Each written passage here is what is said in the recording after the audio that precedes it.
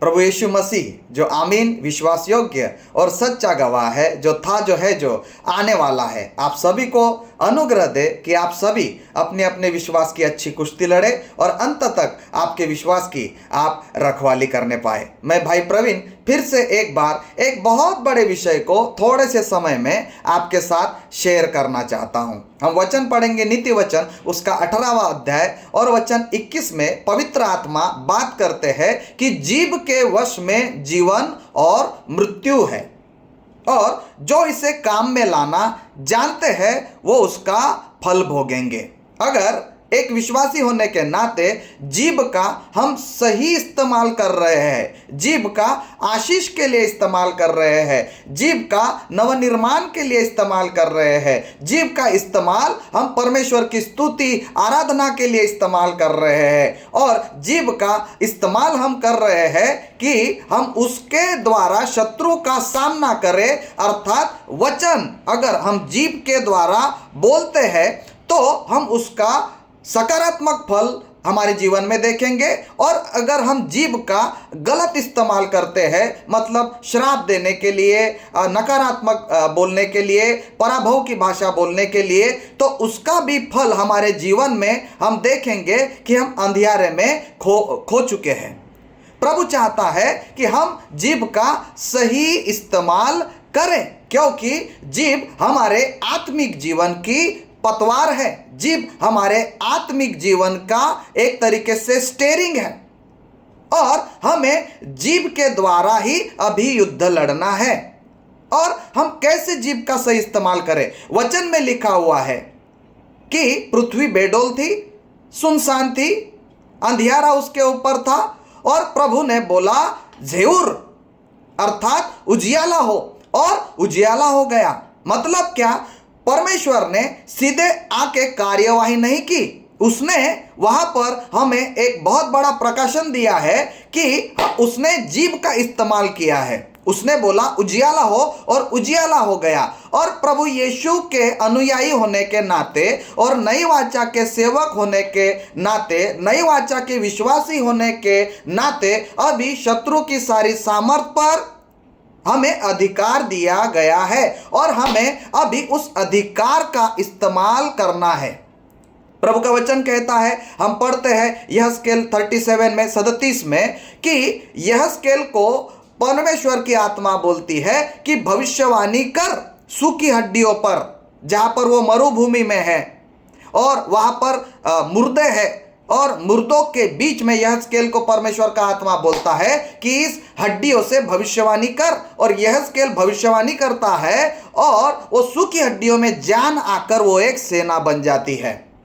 और हम यहोशू उसके 10वें अध्याय में भी हम पढ़ते हैं, जब यहोशू शत्रुओं के साथ लड़ रहा था तो वो सूरज को और चांद को आज्ञा देता है और वचन में लिखा है, यहोशू कहता है, हे सूरज तू गिबोन पर और चंद्रमा अयालोन की तराई पर ठहर जा। और सूरज और चांद ठहर गए जब तक इजरायलियों ने एमोरियों को हरा नहीं दिया। और दाऊद भी इस विषय में, जीभ के विषय में कुछ बातें हमको सिखाते हैं।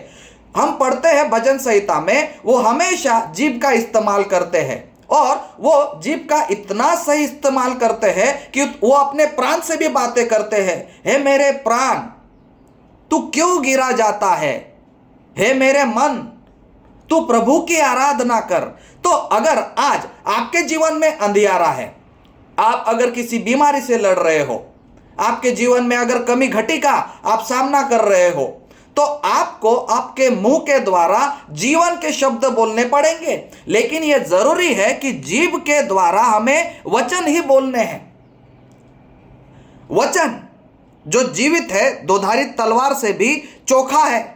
ये वचन जीवन देने वाला है। अगर हम हमारे जीभ के द्वारा मृत्यु के शब्द बोलेंगे तो नरक और दुष्टात्माएं हमारी ओर आकर्षित हो जाएगी। अगर हम हमारे बारे में गलत बोलेंगे, नकारात्मक बोलेंगे, अरे मेरा कभी भला नहीं होगा, इस बीमारी से मैं निकल नहीं पाऊंगा, या फिर मैं समृद्धि में जी नहीं पाऊंगा, मेरे साथ हमेशा बुरा ही होता है। कई बार हम जीभ के द्वारा मृत्यु के शब्द भी बोलते हैं।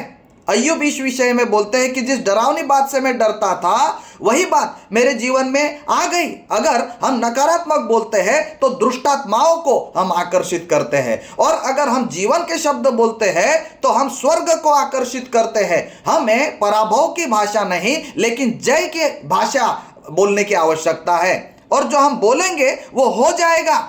लेकिन हमें वचन बोलना है, क्योंकि ग्रीक भाषा में, यूनानी भाषा में खाना खाने को लेखेम करके शब्द दिया गया है। लेखेम मतलब खाना खाना, और लखेम मतलब लड़ना। जब तक हम वचन नहीं खाएंगे तब तक हम लड़ेंगे नहीं। जब तक हमें वचन हमारे मन में नहीं है, हम वचन नहीं बोलेंगे, हम शत्रु के खिलाफ उसका सामना हम नहीं कर पाएंगे।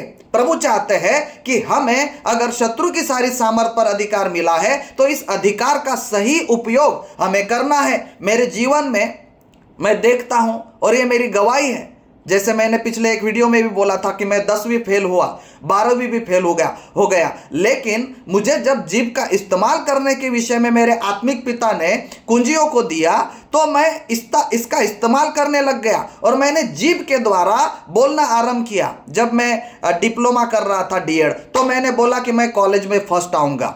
फर्स्ट ईयर को भी मैं फर्स्ट आया, सेकंड ईयर को भी मैं फर्स्ट आया। उसके बाद जॉब लगने के विषय में भी मैंने बोला था कि मुझे थाना डिस्ट्रिक्ट में गवर्नमेंट स्कूल में जॉब लगेगी, और आज मुझे गवर्नमेंट स्कूल में अध्यापक की नौकरी करते हुए 16 साल हो गए हैं। मैंने अच्छे घर के लिए बोला और मुझे प्रभु ने घर अच्छा दिया। मैंने कार के लिए बोला, वो कार मेरे घर के सामने आज खड़ी हुई है। मेरे पत्नी के लिए भी मैंने बोला था, वो मेरे साथ है आज, और मेरे बच्चों के लिए बोला, वो मेरे साथ है। तो मैंने इस कुंजी को इस्तेमाल करना मैंने सीख लिया है। और आज भी अगर मेरे जीवन में मैं देखता हूं, मेरे प्राण में, मेरी आत्मा में, शरीर में, भविष्य में अगर कहीं भी अंधियारा है तो वहां पे मैं उजाले को बोलता हूं, वचन को बोलता हूं।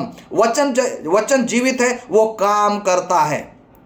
क्या आज आपके जीवन में कहीं ऐसी बातें हैं या फिर अंधियारा है, ऐसे रुकावटें हैं, आप सामना कर रहे हैं? तो मैं आपको कुंजी देना चाहूंगा कि आप उसका सामना करें वचन के द्वारा, और जो आप बोलोगे वो आपके जीवन में हो जाएगा। प्रभु इस छोटे से वचन के द्वारा आप सभी को आशीर्वादित करें। जय मसीह की।